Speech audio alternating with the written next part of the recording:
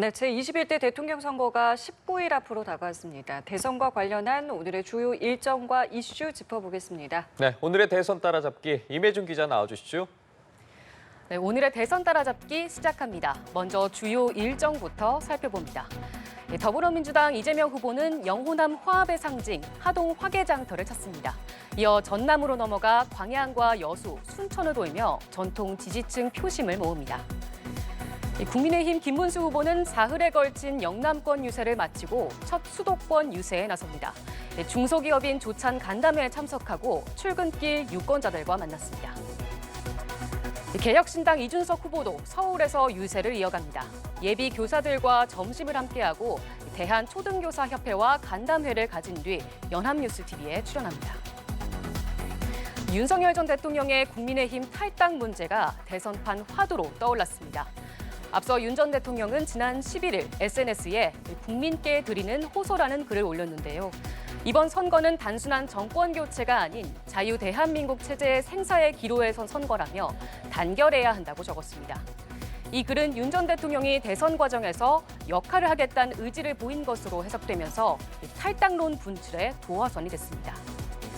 이후 국민의힘 내부에선 윤 전 대통령이 자진 탈당을 해야 한다는 목소리가 확산되고 있습니다.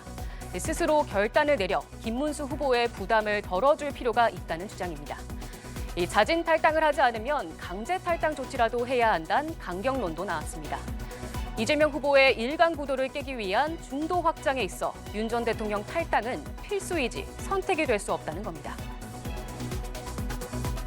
당연히 제명 내지는 출당을 시켜야 되지만 예. 거기에 준해서 미장 탈당이라는 말이 안 나오도록 하기 위해서는 친윤 인사들은 이선으로 전면 후퇴시키는 것이 매우 중요하다 그렇게 보고 있습니다.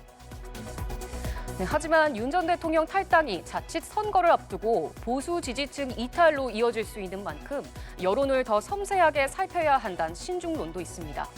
윤상현 의원은 체제 수호 전쟁을 치르다 쓰러진 장수를 내치는 것과 다름없다며 공개적으로 탈당 반대 목소리를 냈습니다. 이런 가운데 윤 전 대통령은 최근 김문수 후보와 통화를 하고 이런 문제를 논의했다고 합니다. 대선 승리를 위해서라면 탈당 문제를 포함해서 적극적으로 협조할 수 있다는 의사를 밝힌 것으로 전해졌습니다. 민주당과 개혁신당은 윤 전 대통령 그리고 윤 전 대통령과의 절연을 미루는 국민의힘을 싸잡아 비판하고 있습니다. 이재명 후보는 보수 텃밭인 영남권 유세에서 군사 쿠데타 중심에 있는 윤 전 대통령이 즉시 제명되는 게 맞다고 목소리를 높였는데요.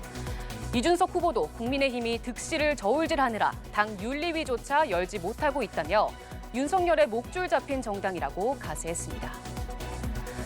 이번 대선 대통령 파면으로 인해 치러지는 만큼 윤 전 대통령 거취 문제엔 더 시선이 쏠릴 수밖에 없는데요.